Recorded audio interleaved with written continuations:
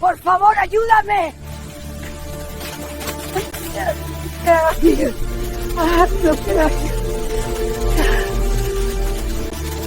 ¿Qué pasó aquí?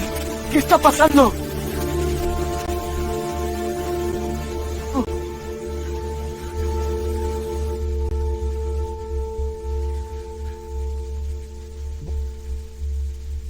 Quien haya hecho esto, lo pagará muy caro. ¿Cómo ha podido pasar esto? No lo sé, no tiene sentido. La sorda inmunda ha estropeado el plan.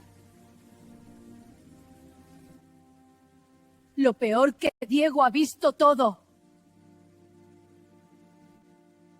¿Has visto cómo miraba tu hijo a la sorda? Mi hijo nunca se fijaría en una sorda inmunda. Os dejo, queridos. Te he esperado tanto. Y yo a ti. La lluvia golpeaba la hacienda como si quisiera borrar cualquier rastro de su antigua grandeza. Los olivos, con sus columnas blanqueadas por los años y sus rejas inclinadas, parecía un cadáver vestido de gala. La luz de las lámparas luchaba con la cortina gris del cielo, y perdía. Dentro, en la habitación que había sido despacho y luego salón de ceremonias, doña Eloísa esperaba sentada en su silla de ruedas una pieza de metal y cuero que había sido su trono y ahora era su prisión. Sus manos finas y marcadas por los anillos de una vida entera reposaban sobre los reposabrazos como si rezaran sin palabras. Había en su mirada algo más que miedo, una mezcla de cansancio y una clarividencia que venía con los años. Esa especie de certeza que te enseña a leer las intenciones en la cara del otro. Camila entró sin llamar, como siempre. Vestía seda negra, tacones que marcaban el ritmo en la madera, y llevaba el perfume que servía de máscara, un olor dulce que tapaba todo lo que quería ocultar. Su sonrisa era exacta, cortés, pulida. Sus ojos, en cambio, tenían la precisión de quien calcula ganancias y riesgos. A su lado, siempre detrás como una sombra siniestra, se movía Valeria, su hermana gemela. Misma belleza, mismo porte, la única diferencia, una cicatriz en la ceja que la hacía parecer más feroz. Juntas eran una tesis y su corolario, la ambición. «Madre, ¿aún despierta?», dijo Camila con una voz que pretendía ternura. «He traído tu té. Te vendrá bien descansar». Eloísa la miró sin parpadear. Había en su expresión una memoria que no se iba con el tiempo. «No quiero té», respondió, y la voz le tembló apenas. «No quiero tus palabras envenenadas, Camila». La sonrisa de Camila se afiló en un instante. Fingió ofensa, y con una elegancia calculada, dejó la taza sobre la mesa. Había un brillo frío en su mirada. «Eloísa, no juegues a la anciana frágil», dijo. «Las cosas cambian, y hay que aceptar los cambios. Diego está en la ciudad. Necesitamos que todo marche sin sobresaltos». Eloísa apretó los dedos alrededor del reposabrazos. Diego, el hijo de Fernando, era el único lazo entre esa mujer y una ternura que alguna vez conoció. Él había sido un niño curioso, luego un hombre reflexivo, heredero en apariencia, pero moldeado por la influencia de una madre que nunca disimuló su hambre de poder. La escena olía a madera húmeda y a mentiras. Afuera, la tormenta aumentaba. Los truenos eran como manos gigantes que apretaban el alma del valle. Camila se acercó hasta quedar frente a frente con la anciana, midiendo cada segundo como quien ajusta una prenda antes de dar el golpe final. Valeria se quedó atrás, observando, evaluando, lista para actuar cuando hiciera falta. Esa noche, la risa de las gemelas fue un silencio cortante. No hubo nocturnidad que les faltara. Todo estaba calculado. El momento de la caminata, las puertas, el barro conveniente. Cuando empujaron la silla de ruedas hacia afuera, la casa exhaló un lamento que nadie escuchó.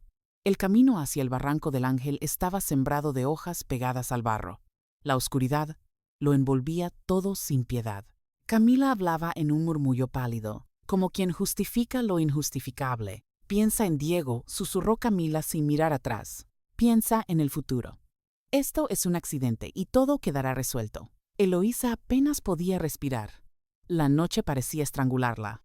Sentía el peso de la traición como una piedra que no se despega. De pronto, con un empujón que iba más allá del cálculo, la silla se deslizó, se inclinó, y por un segundo el mundo se alivió con el desastre. Eloísa cayó hacia el vacío. Pero la vida a veces cobra favores inesperados. Una figura joven emergió entre los matorrales, moviéndose con la decisión de quien no tiene nada que perder. Valentina tenía 19 años. Era sorda, pero sus ojos hablaban con la claridad de quien ha aprendido a leer el mundo en señales pequeñas. Era alta para su edad, de manos fuertes, el cuero de la piel curtido por el sol y la práctica de trabajos humildes. Llevaba el cabello recogido en una cola, el rostro manchado de barro como si el monte la hubiera marcado para siempre. Había salido a recoger ramas cuando la tormenta la sorprendió, y en lugar de huir, la escena le clavó los pies. Vio la silla, vio a la anciana, vio la intención. No gritó, no necesitó voz. Su mirada fue suficiente para ordenar a su cuerpo que actuara. Corrió hacia el borde, las botas hundiéndose en la tierra resbaladiza, y con manos que parecían hechas para sostener el mundo. Agarró el marco de la silla y tiró con una fuerza que brotaba del pecho. La rueda cedió, la silla se la dio, y por un instante todo pudo terminar. Valentina, sin optimismos, ató una cuerda a su cintura a una rama cercana y con un movimiento de brazo, espalda y todo el cuerpo, se convirtió en una ancla. Tiró y tiró hasta que la anciana, con los dedos blancos y la respiración entrecortada, volvió a la seguridad del firmamento. Cuando Eloísa recobró el aliento, miró a la joven con los ojos húmedos por la gratitud y el espanto. La mirada de Valentina estaba llena de determinación, sin admiración ni miedo. Camila y Valeria quedaron paralizadas en la orilla, su plan roto por la simpleza de la valentía. Camila sintió en su garganta un gemido que no supo esconder. La rabia la transformó en una bestia silenciosa. Diego llegó al cabo de un par de horas, empapado, con el coche cubierto de barro y la noticia de truenos en la voz. Cuando salió de la camioneta y vio a su madre perfectamente compuesta en la vereda, abrazando una mentira, creyó en el acto. Pero algo en los ojos de Valentina lo detuvo. Había en ella una luz que no conocía, un rostro que parecía pertenecer a alguien con quien siempre había debido encontrarse. Se acercó sin saber por qué. Su vida, hasta entonces domada por la lógica de un heredero, dio un pequeño vuelco. «¿Quién eres?», preguntó en voz alta, y las palabras atravesaron la lluvia. Valentina tomó aire, cerró los dedos en un gesto que para ella era palabra, y dibujó en el aire, lenta y clara, su nombre. Diego observó el movimiento con una ternura instintiva. No fue la simple curiosidad la que lo hizo postrarse ante esa calma. Fue el reconocimiento de que ahí, al borde del abismo y la mentira, había una fuerza que hacía pensar de otra manera sobre la vida. Las semanas siguientes se llenaron de vigilancia y secretos. Eloísa, con la humillación y el temor transformados en una resolución seca, decidió que no volvería a ser reducida por la codicia. Se movió con cautela. Reunía pruebas en la oscuridad de la noche con la ayuda de Manuel, el capataz que había trabajado décadas en la hacienda y conocido los pasos de todos. Manuel era un hombre de manos ásperas y ojos que no perdonan la traición. Le explicó a Valentina, en voz baja, lo que sospechaban. Fernando no había muerto por accidente. Había huellas de manipulación médica, fechas reescritas, testigos comprados. La noticia cayó como una piedra entre los presentes. Diego trató de sostener a su madre con el hilo fino de una fe que empezó a oscilar. Camila fingió sorpresa. Su teatro fue magistral, pero las piezas empezaban a cuadrar en otro tablero donde la verdad se presentaba con calma. Valentina, cuya sordera la dotaba de una paciencia diferente, comenzó a convertirse en la investigadora imprevista. Veía lo que los demás descartaban, notaba gestos, recordaba voces en los labios de quienes mentían. El vínculo entre Diego y Valentina creció sin estridencias. No eran besos robados ni promesas grandilocuentes.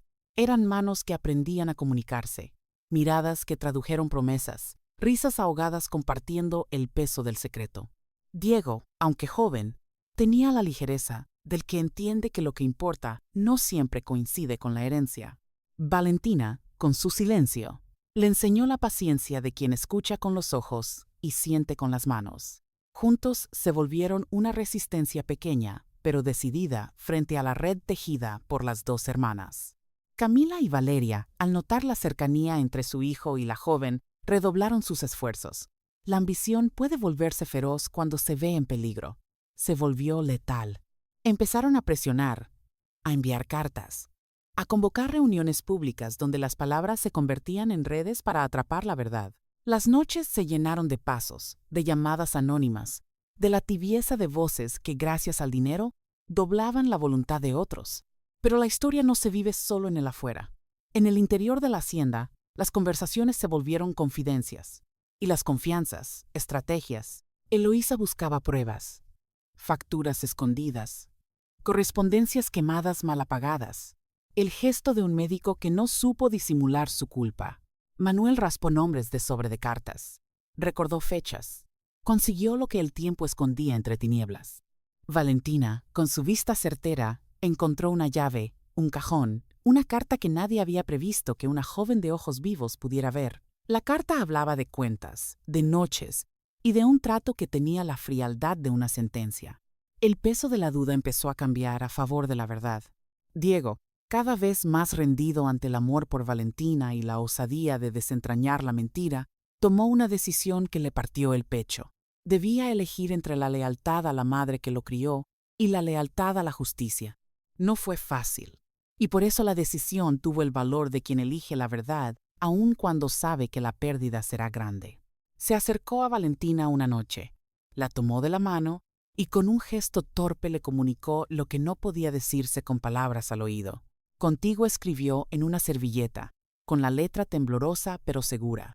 Contigo hasta el final. Valentina sostuvo la servilleta como quien recibe una promesa.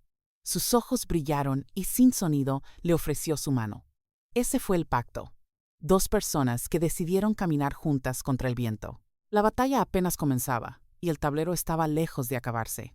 Camila y Valeria no iban a ceder sin usar todo lo que tenían. Dinero, contactos, la complicidad del miedo.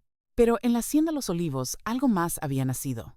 Un vínculo que no se compra, que no se vende y que crece con la decisión diaria.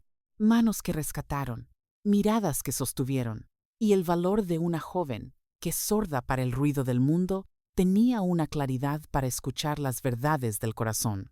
La tormenta afuera empezaba a amainar. Dentro, la tempestad apenas se anunciaba. La carta que Valentina había sacado del cajón tembló en sus manos como si fuera un corazón aún palpitante. Las letras, raspadas con urgencia, hablaban de nombres, de noches en que el médico había firmado órdenes que no correspondían, de sobornos entregados en sobres sellados con cera. Al final, en una línea aparentemente marginal, había una frase que lo decía todo. Fernando se durmió para no despertar. Fue parte del trato. Y junto a esa frase, un nombre escrito con la mano temblorosa, de quien había querido dejar constancia antes de morir, Camila. El silencio que siguió a ese hallazgo llenó la habitación con un peso que obligaba a respirar hondo. Diego, cuando leyó las palabras, sintió que el mundo se le deshacía. No hubo gritos, solo una corriente fría que le atravesó el pecho. La imagen de la madre que lo había mecido, la mujer que le había enseñado a vestir los trajes correctos y a asegurar contratos, se quebró en 1000 pedazos ante sus ojos. Valeria, por su parte, permaneció en el umbral de la verdad con un ceño endurecido, como si ya supiera demasiado y quisiera esconderse tras la misma complicidad. Esa noche Diego fue a buscar a Camila. La casa, con sus luces controladas y su música de fondo siempre afinada para la apariencia, no supo sostener la tormenta personal. La encontró en su despacho, desgranando cuentas con la precisión de quien no tolera la sorpresa. «Mamá», dijo Diego, sin alzar la voz, «¿qué pasó con mi padre?» Camila lo miró con una expresión que intentó ser dolorosa. Hubo segundos que pesaron como horas. «Tu padre sufrió un accidente. Lo sabes. Fue un momento triste. No hablemos de eso ahora». Diego dejó la carta sobre la mesa sin decir más. Era una provocación silenciosa.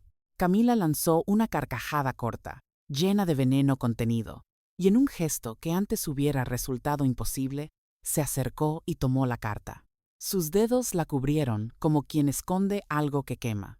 «Esto es basura», dijo. Y su voz no admitía réplica. «Te lo advierto, Dieguito. No me hagas sacar lo peor». Ese lo peor fue una amenaza que pesó más que cualquier arma. Diego no respondió. Salió temblando por dentro, con el corazón hecho trapo. Sabía que si enfrentaba a su madre sin pruebas sólidas, sería él quien quedara desacreditado, ridiculizado, pero ya no podía volver al silencio. El amor que nacía por Valentina le dolía. Le mostraba otra forma de ser. Ella, con su mirada sin ruido, Le daba una claridad que su educación no le había regalado. Camila y Valeria no esperaron a ser acusadas. Sintieron el olor del peligro y comenzaron a moverse como víboras. Compraron la lealtad de algunos empleados. Hicieron llamadas a jueces amigos. Apretaron a Manuel con advertencias veladas. La hacienda se llenó de escuchas, de cartas anónimas que circulaban como moscas sobre fruta podrida. Cada paso del bando de la verdad era respondido por una sombra del poder. Valentina y Diego se replantearon la estrategia. No podían enfrentarlas en un mano a mano con la boca. Necesitaban pruebas irrefutables. Manuel, con sus manos de trabajo y memoria de pueblo, recordó algo. Una grabación, un cassette viejo que Fernando había grabado los últimos meses, con voces, con reclamaciones, con frases sueltas que podrían demostrar amenazas y pagos. El problema era recuperarlo. Había quedado en el estudio de Fernando, el mismo estudio que Camila había limpiado demasiado bien la noche de su muerte. Planearon la entrada al viejo estudio como se planea un rescate. Silenciosa, rápida, precisa. Valentina, gracias a su agudeza visual, detectó por las rendijas un destello en la madera del escritorio. Una pequeña diligencia oculta, un interruptor que soltaba un cajón secreto. Dentro, un sobre amarillento, que contenía un par de papeles y una pequeña cinta magnetofónica. Era poco, pero era algo real. La cinta tendría que ser reproducida en un lugar donde la gente la escuchara y no hubiese quien la desacreditara. Mientras tanto, la relación entre Diego y Valentina se profundizaba hasta volverse inevitable. Sus encuentros eran breves, escondidos entre árboles y en la cocina del capataz, donde Manuel dejaba una taza de café como señal. Diego la miraba como quien agradece haber encontrado un sentido nuevo.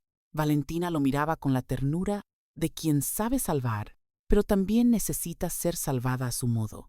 En sus manos había promesas, y en sus silencios, una intimidad que los acercaba como dos ríos que terminan por unirse.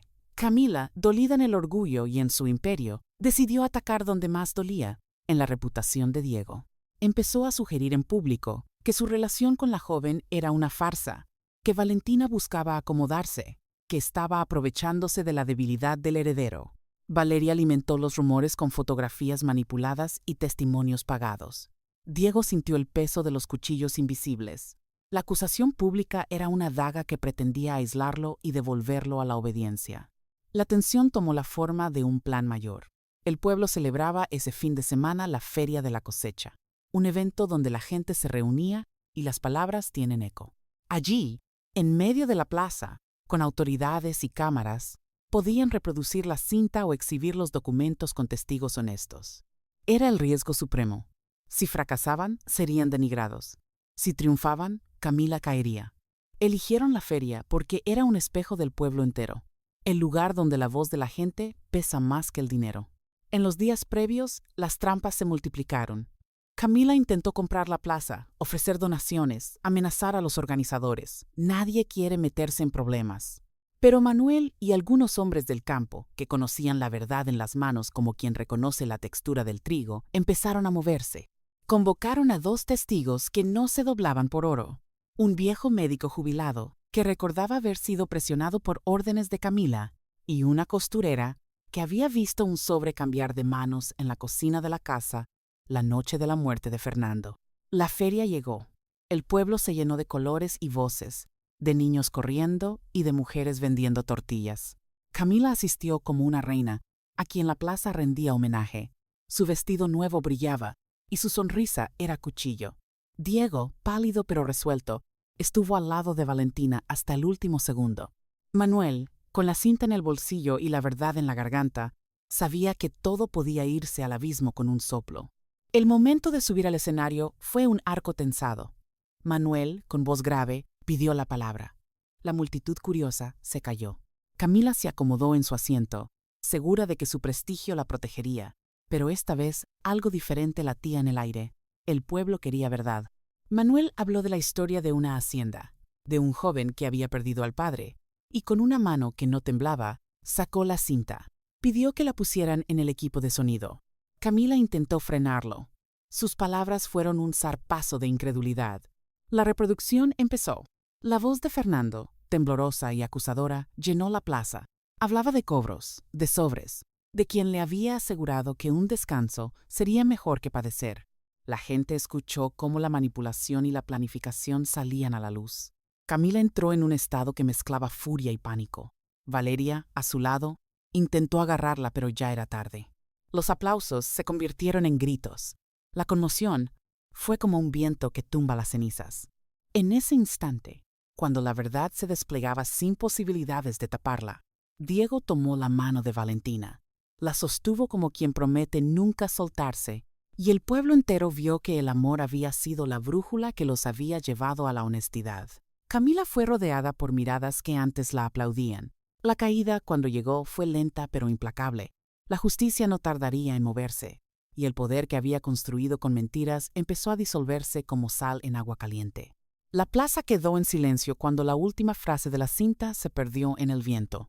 Valentina, con los dedos entumecidos, miró a Diego y supo que la batalla había sido ganada en el lugar donde se decide la memoria de un pueblo, la honestidad compartida. Camila, humillada, buscó en su bolso una última carta de poder, pero las manos ya no obedecían su estrategia. Valeria, en un acto final de rencor, intentó escapar, pero la gente la señaló con la misma mano que antes la saludaba con respeto. Aún quedaban juicios, explicaciones legales y días de dolor. Pero en ese momento, la plaza los abrazó con una verdad que llevaba olor a tierra mojada y a esperanza. Diego y Valentina se quedaron tomados de la mano, y aunque sabían que el camino sería largo y difícil, por primera vez no sintieron miedo de caminarlo juntos. Los días siguientes fueron una sucesión de pequeñas victorias y heridas abiertas. La plaza había sido el principio, no el cierre. Camila fue arrestada, pero su poder no desapareció de inmediato. El dinero compra tiempo y complicidades. Valeria desapareció por unos días, como quien se oculta para tramar una última traición. El despacho de abogados se llenó de papeles. Los juzgados del pueblo vieron filas de vecinos dispuestos a declarar, y la Casa de los Olivos se convirtió en un campo donde se tejían estrategias legales y curaciones emocionales. Eloísa, que había vuelto a la casa con la calma quebrada de quien sobrevivió a la muerte, decidió que su papel no sería el de una víctima arrinconada. La experiencia la había transformado. Ya no quería reinar desde la soledad. Quería redimir el tiempo que había desperdiciado con desprecios. Con manos que aún temblaban por el esfuerzo y la fiebre, se puso a ordenar su testamento y a reorganizar la hacienda. No para acumular, sino para reparar. Abrió los libros de cuentas, pidió números y explicó a Manuel y a Diego que su voluntad sería cambiar el destino de la finca. Parte de las tierras pasarían a proyectos comunitarios y la casa grande se convertiría en un centro de formación y trabajo para los jóvenes del pueblo. La idea asombró a muchos. A otros les dio esperanza. Diego, aunque aliviado por la caída pública de su madre, vivía días conflictivos. La traición familiar perforó su confianza. Le costó aceptar que la misma mujer que lo había arrullado fuera capaz de calcular la muerte de su padre. Aún así, había decisiones que tomar. Cómo reconstruirse sin el sostén de una herencia basada en mentiras. Cómo amar a Valentina sin lastimarla con su propia herida. Ella, por su parte, no buscó consuelo en la compasión de nadie. Siguió trabajando en la hacienda, enseñando a los niños, aprendiendo a leer y a escribir con una dedicación de quien convierte la vida en lección. El amor entre ellos se hizo cotidiano. Desayunos robados, manos que se entrelazan entre labores, el aprendizaje de un idioma propio de gestos y miradas. Diego aprendió a señalar y a dibujar palabras en la palma de la mano de Valentina. Ella le devolvía historias con los dedos y con la sonrisa. No hubo prisa, sino la paciencia de quienes reconstruyen un mundo. Los vecinos observaban con una mezcla de curiosidad y ternura. Para muchos, esa unión representaba la reparación del daño. Un joven que eligió la verdad sobre la apariencia. Una mujer que fue aceptada por lo que era, no por el lugar de donde venía. Mientras, Camila, tras salir librada temporalmente por maniobras legales, abogados influyentes, plazos y recursos, no se rindió.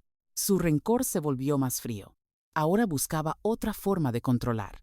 Desacreditar a Valentina, sacar a Diego de la hacienda, recuperar el mando mediante la presión social. Empezó a difundir rumores sobre la seguridad de las obras que Eloísa quería impulsar, a insinuar que las tierras cedidas podrían terminar en manos extrañas. Contrató a un periodista local con sed de escándalo y consiguió que algunas voces dudaran. La presencia de Valeria reapareció como eco. Volvió con cartas y archivos que pretendían ensuciar la reputación de Manuel, acusándolo de manejar mal las cuentas. Los enemigos que nacen del miedo son peligrosos porque no ven límites. Los días se llenaron de juicios y confrontaciones. En el tribunal, testigos hablaron, otros callaron. Hubo lágrimas en sala y recuerdos que dolían como cuchillos. Camila, cada vez más acorralada, trató de negociar. Proponía rebajas, ofrecía donaciones públicas, pedía clemencia con palabras de una hipocresía solo posible en quienes han aprendido a fingir. Diego, con el orgullo hecho añicos pero la convicción intacta, decidió enfrentar a su madre en público una mañana, delante de la casa de la gente que aún la respetaba por costumbre. Mamá dijo con la voz seca: «Puedo perdonar, pero no olvidar. No quiero tus riquezas si vienen manchadas. Prefiero sembrar con mis manos lo que merezca crecer». La frase golpeó más allá de la familia. Muchos vecinos murmuraron con aprobación. Camila lo miró como quien contempla a una criatura que se le escapa. Su furia se volvió un silencio largo y lleno de promesas veladas. No hubo reconciliación, no todavía. La herida estaba abierta y el tiempo sería quien dictara la magnitud de la reparación. En medio de esa tensión, Valentina seguía siendo un faro de integridad. Enseñaba a los niños a leer y a escribir en el patio de la hacienda convertido en aula improvisada. Los retos de su condición la habían hecho paciente, creativa y profunda en sus gestos. Diego la observaba desde la sombra de un olivo, escuchando el murmullo de la vida que parecía volver a sonar en la finca. A veces, cuando la veía corrigiendo con ternura la postura de un niño, pensaba que el amor era eso, una colección de actos pequeños que juntos forman un puente. Conforme pasaron los meses, la justicia empezó a resolver lo que la plaza había mostrado. Camila fue condenada por fraude y homicidio en grado de complicidad. Las pruebas eran contundentes: la cinta, las cartas, los testimonios. Valeria, que había intentado huir, terminó entregándose cuando entendió que la soledad era más cruel que la cárcel. La sentencia no borró el daño, pero puso nombre a la culpa. La cárcel llevó a Camila a un espacio donde ni el dinero tiene el poder de reescribir el pasado. Diego asistió al juicio con la mirada de quien acepta lo inevitable, y al salir de la sala fue recibido por Valentina con un silencio que lo envolvió como hogar. La reconstrucción de la hacienda empezó lentamente.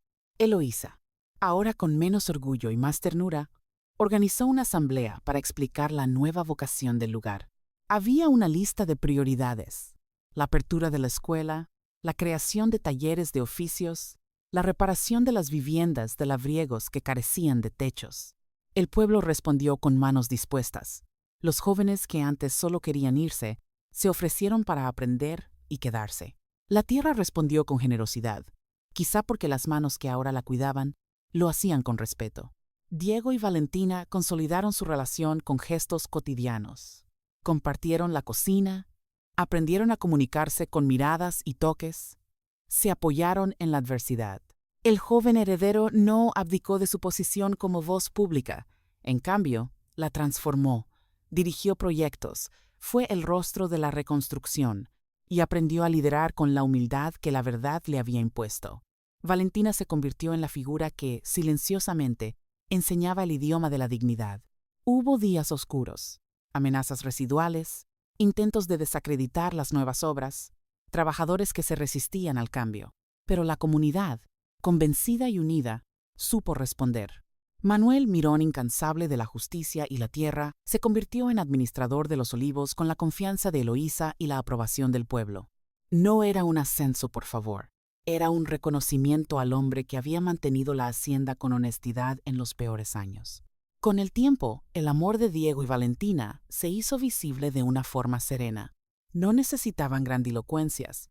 Bastaba con verlos caminar juntos por los senderos de la propiedad, con ella enseñándole a nombrar las plantas con los dedos, y él señalándole libros con nombres que ella aún aprendía a pronunciar. Los vecinos, al verlos, sintieron que la justicia no solo había castigado, sino también sanado. Para muchos, la presencia de la pareja era una promesa de que la vida podía reinventarse. Un año después, la hacienda celebró su primer festival de la cosecha bajo otra luz. Ahora la feria incluía puestos de oficios, una pequeña biblioteca con libros donados por la ciudad y un aula con mesas y sillas nuevos, donde niños del pueblo aprendían cada día. Eloísa, sentada en un rincón acompañada por Manuel, observó cómo el espacio que antes simbolizaba distancia, ahora representaba comunidad. Su sonrisa, limpia y simple, fue un acto de redención personal. Camila cumplía su sentencia en un lugar donde el silencio la obligaba a mirar dentro. No hubo gestos de arrepentimiento público. Quizá los monstruos se forman en el orgullo y no saben desarmarse con facilidad.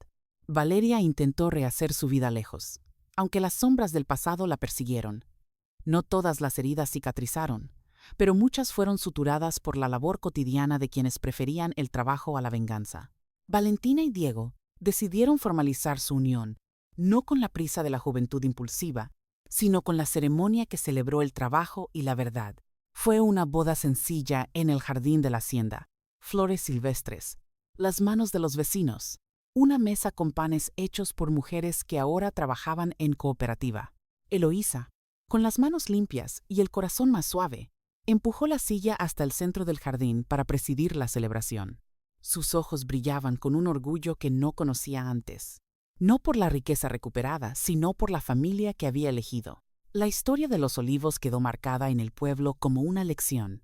Enseñó que la ambición, cuando se alimenta de mentira, se pudre, que la justicia puede ser lenta pero llega, y que el amor, cuando se funda en la verdad y la paciencia, construye una casa más sólida que cualquier herencia. Valentina, la joven sorda que una vez se coló en la tormenta para sostener una silla, se convirtió en la mujer que enseñó a un pueblo a mirar de otra manera. En las tardes, cuando el sol doraba los olivos y los niños corrían entre las sombras, Diego y Valentina se sentaban bajo el viejo roble. Ella le enseñaba nuevas palabras con dibujos en la arena. Él le contaba historias de la ciudad que ella escuchaba con los ojos. La voz no siempre es necesaria para entender el mundo. A veces, basta una mano que se tiende, un gesto que pide confianza, una promesa cumplida. Y en ese pequeño universo que era ahora la hacienda, aprendieron que lo que se salva no siempre es lo que imaginas. A veces es una verdad, otras veces un corazón que decide no rendirse. Pero la historia no terminaba ahí. Lo que el pueblo vio en la plaza y en los juzgados fue solo la parte visible. Lo que de verdad construyó a esas personas ocurrió en los momentos privados, en las conversaciones de madrugada y en los silencios compartidos, en los errores que nadie vio y en las decisiones que nadie aplaudió porque nadie estaba mirando. Semanas antes de que todo explotara, Diego pasaba noches enteras sin poder dormir. Se levantaba, caminaba por los pasillos oscuros de la hacienda y se sentaba en el borde de la cama mirando la pared. No era solo miedo a lo que se venía, era algo más difícil de nombrar. La sensación de que toda su vida había sido construida sobre algo falso, y que ahora que lo sabía, no sabía bien quién era sin eso. Una de esas noches, cerca de las 3 de la madrugada, fue a la cocina a buscar agua. Encontró a Valentina sentada en la silla del rincón, la que siempre usaba Manuel, con una manta sobre los hombros y los ojos abiertos. Los dos se miraron un momento, sorprendidos de no estar solos. Diego señaló el fogón, con un gesto que quería preguntar si quería algo caliente. Valentina asintió. Diego puso agua a calentar y preparó 2 tazas en silencio. Se sentó frente a ella y le pasó una.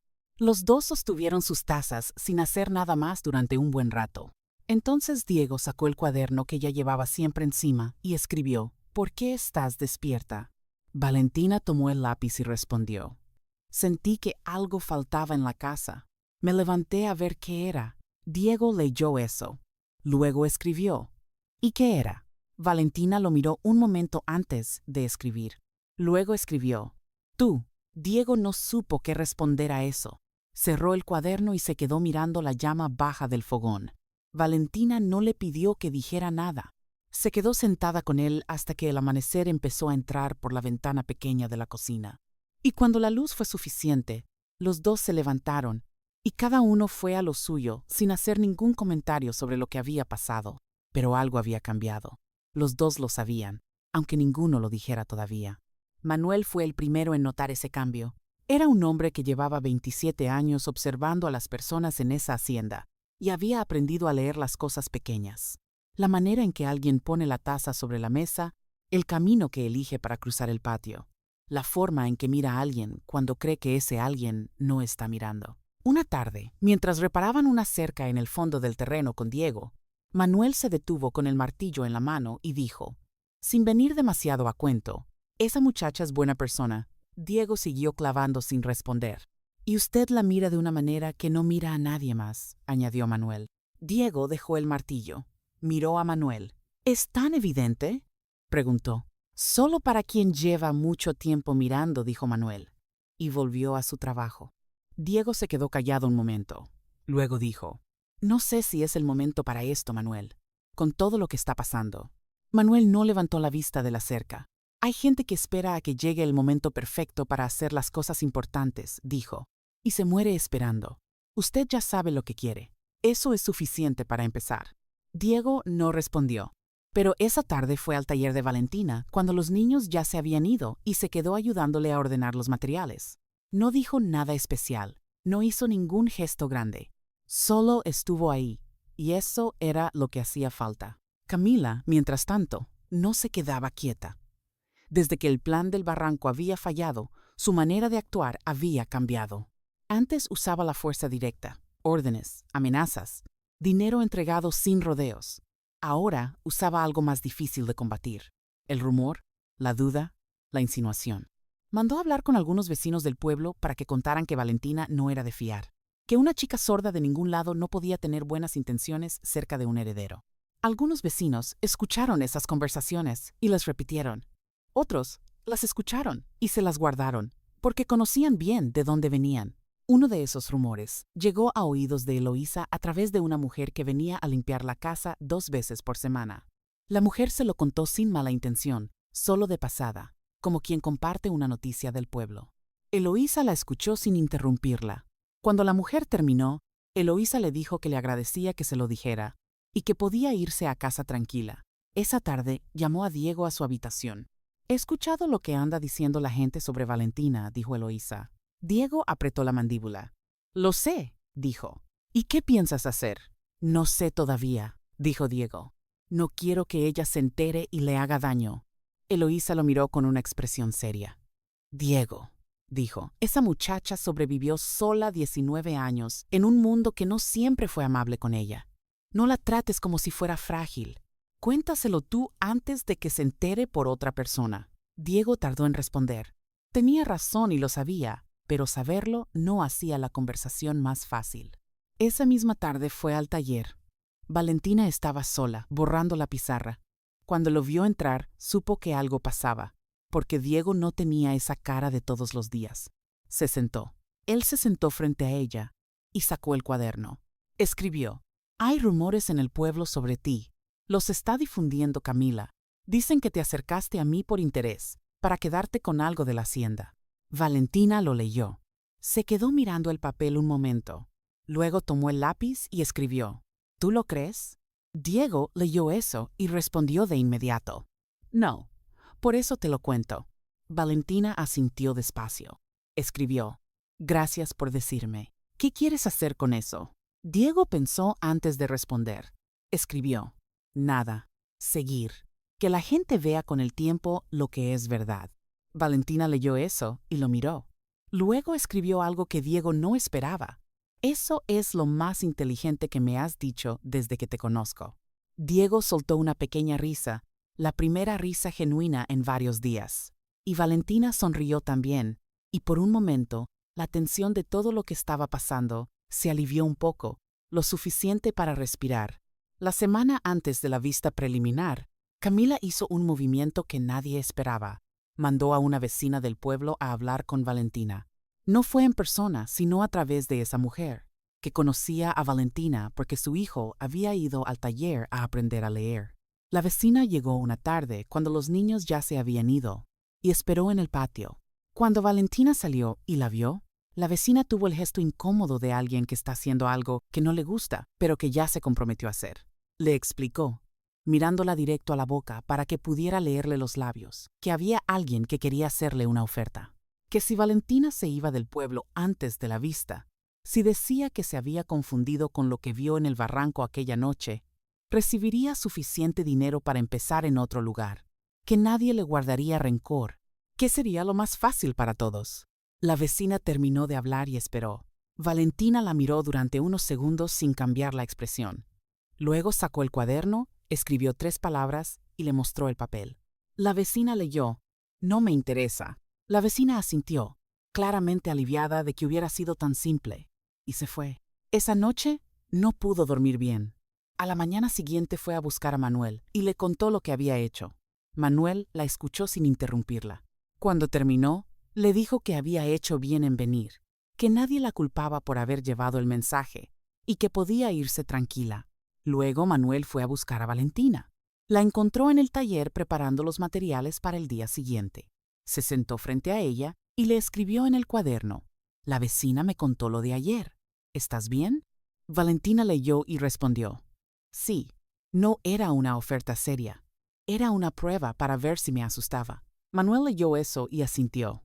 Escribió: «¿Y te asustaste?». Valentina pensó un momento.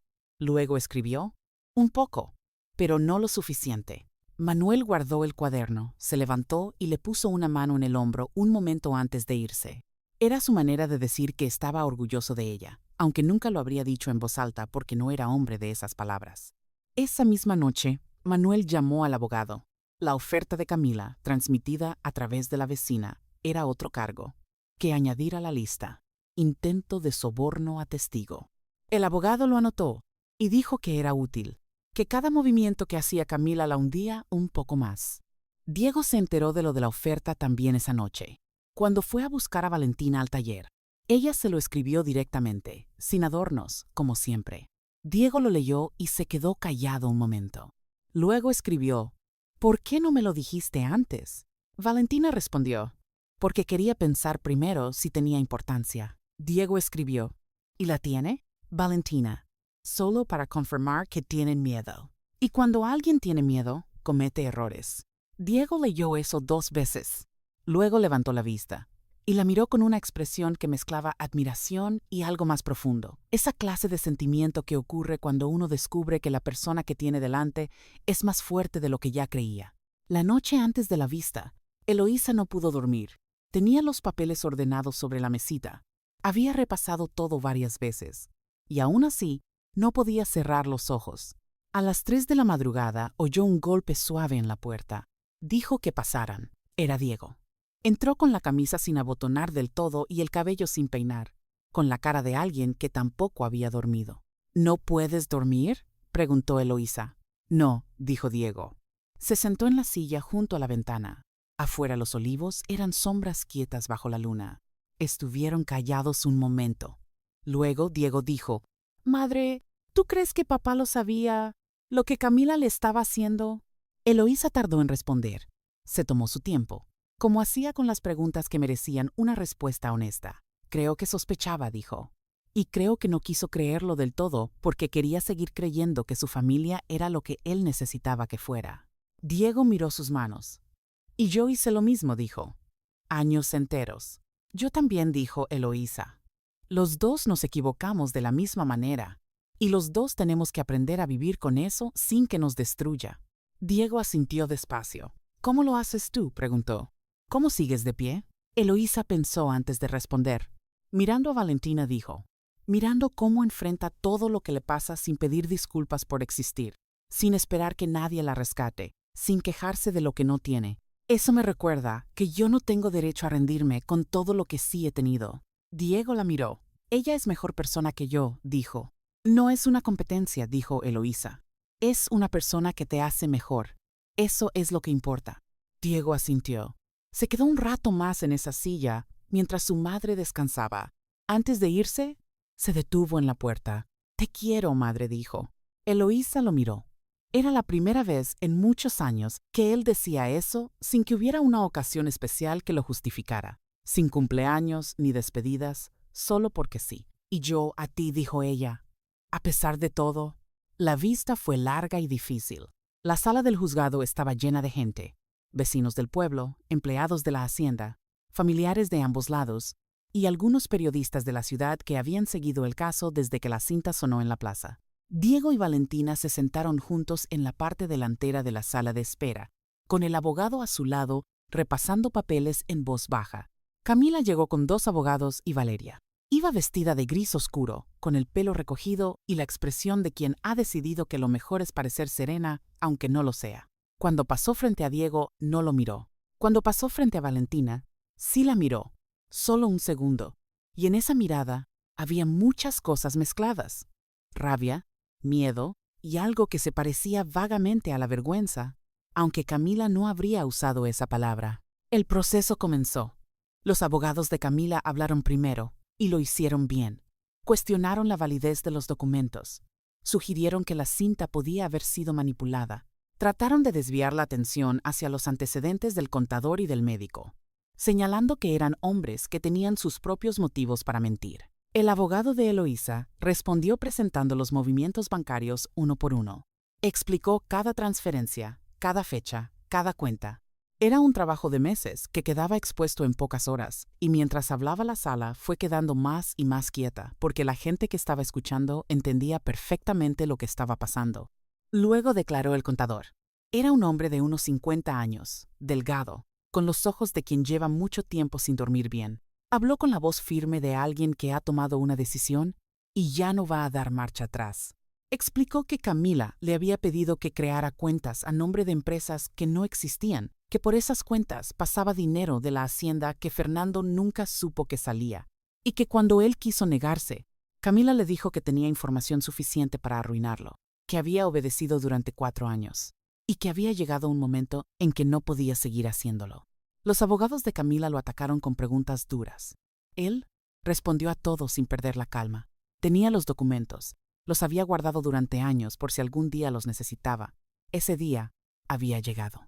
Después, declaró el médico. Era mayor, con el cabello completamente blanco y las manos que no dejaban de moverse sobre la mesa mientras hablaba.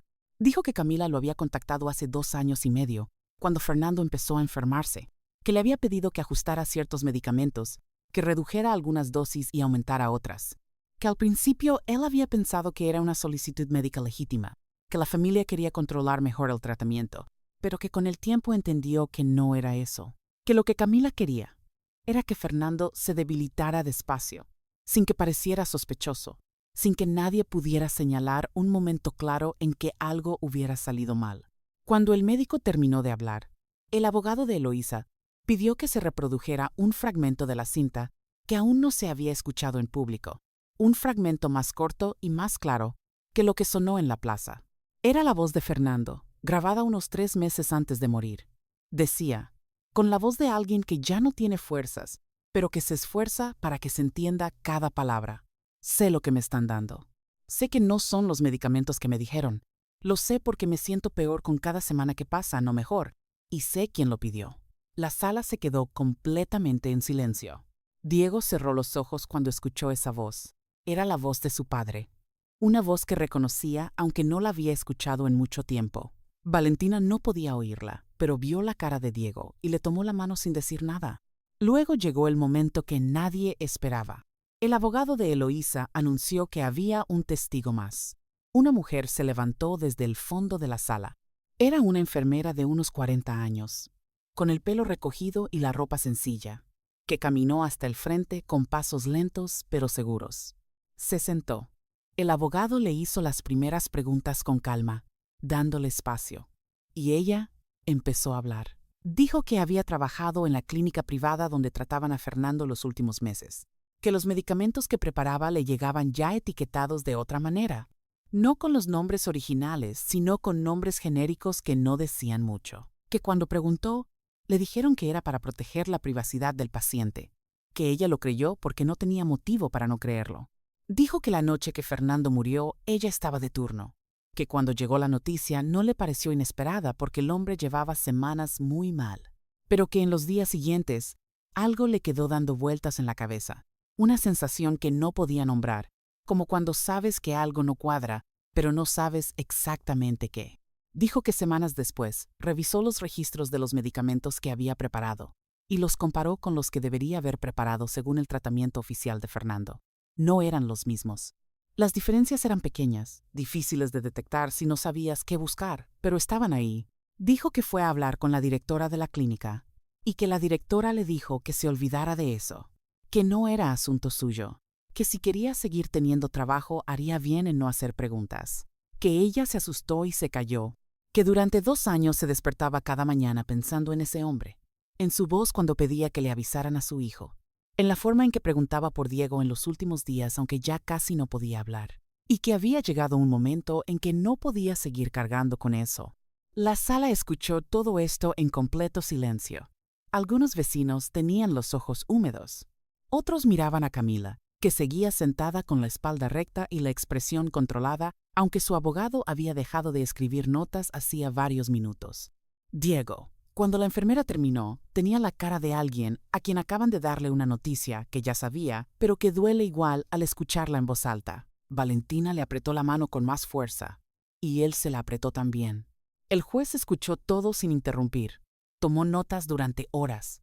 Cuando todos los testigos terminaron, se tomó un descanso de 20 minutos que a todos les pareció 1 hora. Cuando volvió, leyó la resolución despacio y con claridad para que todo el mundo entendiera. Proceso penal abierto por homicidio en grado de complicidad, fraude y falsedad documental. Arresto domiciliario inmediato para Camila mientras durase el proceso. Prohibición de salir del país para Valeria, que también enfrentaría cargos. Camila no dijo nada cuando leyeron eso. Sus abogados empezaron a hablar en voz baja entre ellos. Valeria, sentada a su lado, miraba la mesa. Diego abrió los ojos cuando terminó la lectura. Respiró hondo. A su lado, Valentina lo miraba esperando saber cómo estaba. Él asintió una vez, despacio, para decirle que estaba bien, que estaba entero. Al salir del juzgado, el sol estaba en el mismo cielo de siempre. El pueblo seguía igual que antes, pero algo en el aire había cambiado, como cuando se abre una ventana que llevaba mucho tiempo cerrada. Manuel esperaba en la escalinata. Cuando vio salir a Eloísa en la silla de ruedas empujada por Diego, se acercó y le tomó la mano sin decir nada. Eloísa le apretó los dedos y cerró los ojos un momento. Era suficiente. Valentina salió detrás y se quedó parada al sol con los ojos cerrados unos segundos. Diego se acercó a ella. Le puso una mano en el hombro. Ella abrió los ojos y lo miró. Él sacó el cuaderno y escribió, «¿Cómo estás?» Valentina tomó el lápiz. Escribió, «Bien, cansada, pero bien». Diego asintió. Escribió debajo, «Gracias por quedarte». Valentina leyó eso. Luego escribió, «No había otro lugar donde estar». Guardaron el cuaderno y volvieron al coche. Y en el camino de vuelta a Los Olivos, con el campo pasando por las ventanillas y el silencio tranquilo de los dos en el coche, Diego puso la mano sobre el asiento y Valentina la tomó. Así llegaron a casa. Esa noche, comieron juntos los 4 alrededor de la mesa grande de la cocina. Manuel había hecho un caldo que llevaba horas en el fuego, y Valentina había preparado pan mientras esperaban que la vista terminara, porque necesitaba tener las manos ocupadas. Diego había puesto la mesa. Eloísa había elegido la vajilla buena, la de los días especiales, aunque nadie se lo había pedido. Se sentaron, comieron, hablaron poco al principio, cada uno todavía procesando el día. Luego Manuel empezó a contar una historia del primer día que había llegado a la hacienda, hacía 27 años, cuando se perdió intentando encontrar la entrada y terminó entrando por el lado del corral y asustando a las gallinas. La historia no era dramática ni especialmente chistosa, pero los 4 se rieron, y esa risa fue como abrir una ventana. Eloísa, que normalmente comía poco, esa noche terminó el plato. Cuando lo hizo, se quedó mirándolo un momento. Luego dijo, sin que nadie le hubiera preguntado nada, Fernando habría estado bien esta noche, viéndolos a todos aquí. Nadie respondió de inmediato. Luego Manuel dijo simplemente, sí, y Diego asintió. Y Valentina, que había leído los labios de Eloísa, puso la mano en el centro de la mesa con la palma hacia arriba. Los otros 3 la miraron. Luego, uno por uno, pusieron la suya encima, las 4 manos apiladas sobre la madera vieja de la cocina, sin decir nada más, porque no hacía falta. Los días que siguieron avanzaron con trabajo y con conversaciones que habían estado esperando su momento. El abogado preparaba el proceso penal definitivo. Manuel reorganizaba las cuentas de la hacienda. Eloísa convocó una reunión con los trabajadores y las familias del pueblo para explicar lo que planeaba hacer con las tierras. Diego la acompañó a esa reunión. Se sentaron frente a unas 15 personas en el comedor grande de la casa. gente que llevaba años trabajando esas tierras y que miraba a Eloísa con una mezcla de respeto y precaución, sin saber bien qué esperar.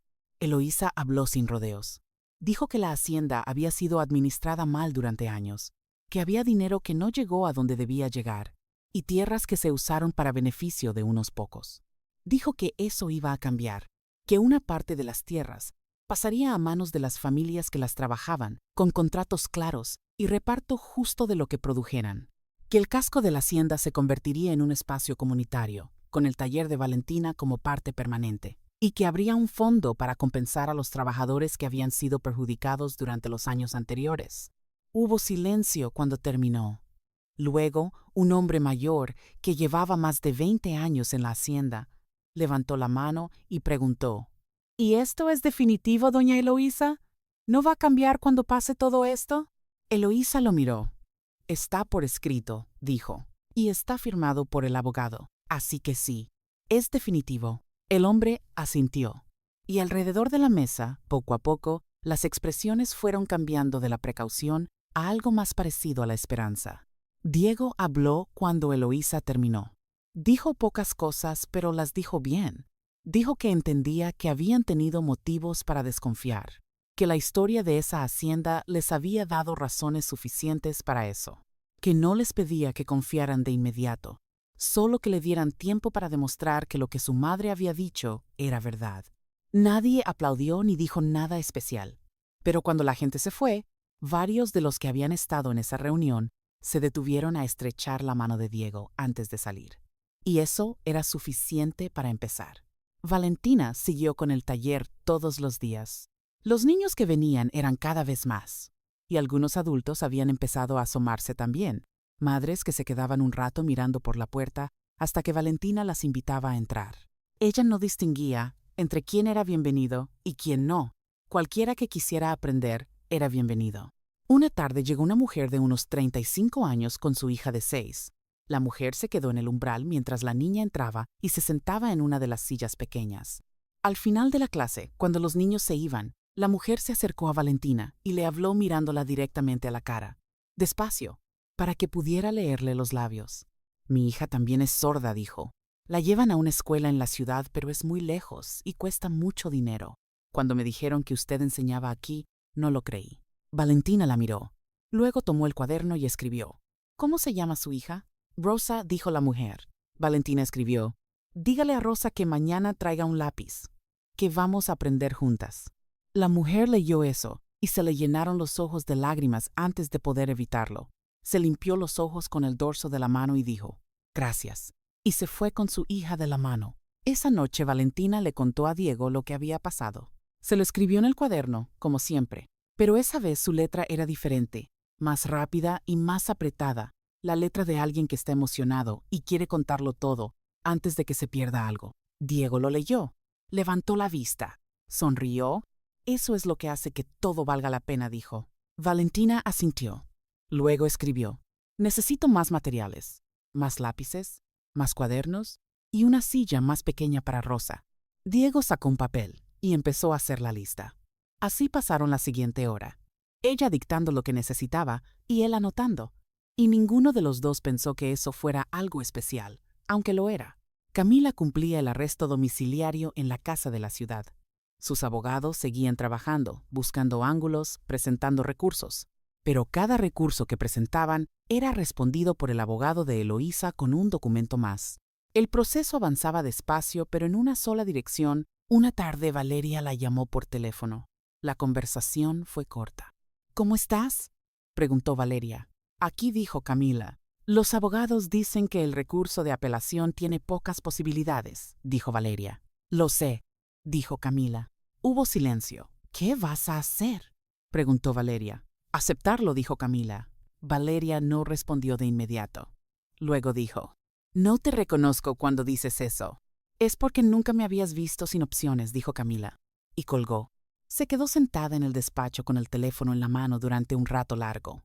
Luego, abrió el cajón de abajo y sacó la foto de Diego de niño con Fernando. La miró durante un minuto. Luego, la volvió a guardar. No era arrepentimiento exactamente. Era algo más incómodo que eso. algo que no tenía nombre claro todavía y que quizá tardaría años en tenerlo. Valeria apareció en el pueblo un día sin avisar. No fue a la hacienda. Se quedó en la plaza, sentada en un banco cerca de la fuente, mirando a la gente pasar. Diego la vio desde la calle cuando volvía de una reunión con el abogado. Se detuvo. La miró desde lejos un momento. Luego cruzó la plaza y se sentó en el banco de al lado. Los dos se quedaron en silencio mirando la fuente. «¿Qué haces aquí?», preguntó Diego. «No lo sé», dijo Valeria. «Vine y me quedé». «¿Cómo está Camila?» «Como alguien que no tiene a dónde ir». Diego no respondió a eso. «Yo no quería que llegara tan lejos», dijo Valeria en voz baja. «Al principio solo era dinero, tierra, lo que Camila decía que nos correspondía por lo que habíamos hecho por esta familia». «¿Y qué habían hecho?», preguntó Diego. Valeria no respondió. «Mi padre era un buen hombre», dijo Diego.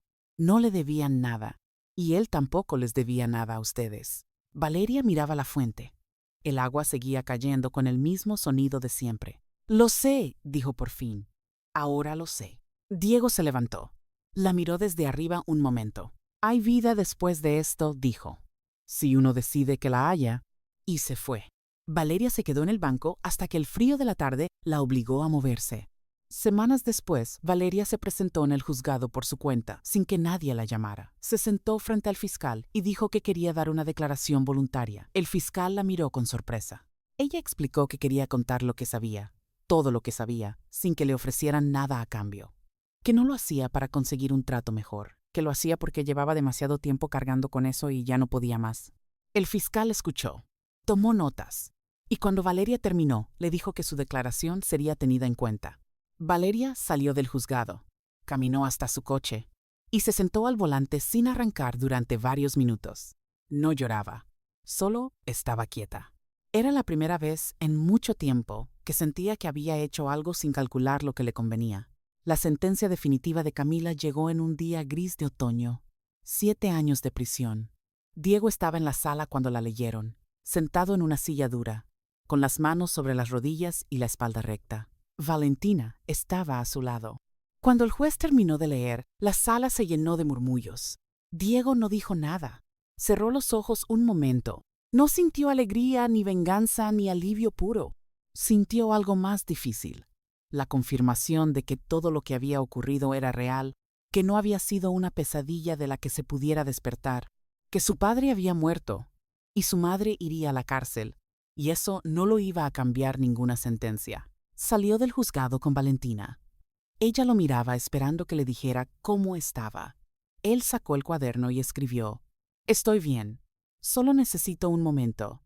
Valentina asintió. No le pidió que hablara. Se quedó a su lado mientras caminaban hasta el coche, y cuando él no arrancó de inmediato, ella tampoco dijo nada. Lo dejó estar. Al rato, Diego arrancó el coche. Manejó en silencio hasta la hacienda. Cuando llegaron, bajaron del coche y caminaron juntos hasta el banco de piedra bajo el naranjo del patio, que era ya el lugar de ellos sin que nadie lo hubiera decidido. Se sentaron. Diego miró el naranjo un rato. Luego dijo en voz alta, más para él mismo que para ella: «Ya está, ya pasó». Valentina no podía oírlo, pero vio su boca y entendió. Asintió una vez y puso su mano sobre la de él sobre el banco de piedra. Eso fue todo. No hizo falta más. El primer festival de la cosecha bajo la nueva administración de la hacienda fue una sorpresa para mucha gente, incluida la gente que lo organizó. Manuel lo había planeado con ayuda de los vecinos y las familias que ahora trabajaban las tierras, y la idea era que fuera algo sencillo. Un día, en el patio de la hacienda, con música y comida, y los puestos de las cooperativas nuevas. Pero cuando llegó el día, vino mucha más gente de la esperada. Vinieron familias de los pueblos de alrededor que habían escuchado hablar de lo que estaba pasando en Los Olivos. Vino gente que había conocido a Fernando y que quería ver con sus propios ojos cómo estaba la finca. Vinieron también algunos periodistas de la ciudad, aunque esos no los había invitado nadie, y Manuel los miró con desconfianza hasta que Eloísa le dijo que los dejara pasar. El taller de Valentina presentó los trabajos de los niños. Estaban colgados en una cuerda que cruzaba el patio de un extremo a otro. Dibujos de casas y animales y familias. Frases cortas escritas con la letra apretada y torcida de quien está aprendiendo. Y en medio de todo, un dibujo grande que había hecho la pequeña Rosa. la niña sorda que llevaba 3 semanas viniendo al taller. Era un dibujo de 2 manos entrelazadas, una grande y una pequeña, con el nombre de Valentina escrito debajo con las letras un poco desparejas pero claras. Cuando Valentina vio ese dibujo colgado en la cuerda, se quedó parada frente a él un momento sin moverse. Diego estaba a su lado. La miró. Ella tenía los ojos brillantes pero no lloraba. Solo miraba el dibujo con la expresión de alguien que acaba de recibir algo que no esperaba y no sabe bien cómo recibirlo. Diego le escribió en el cuaderno: ¿Estás bien? Valentina asintió.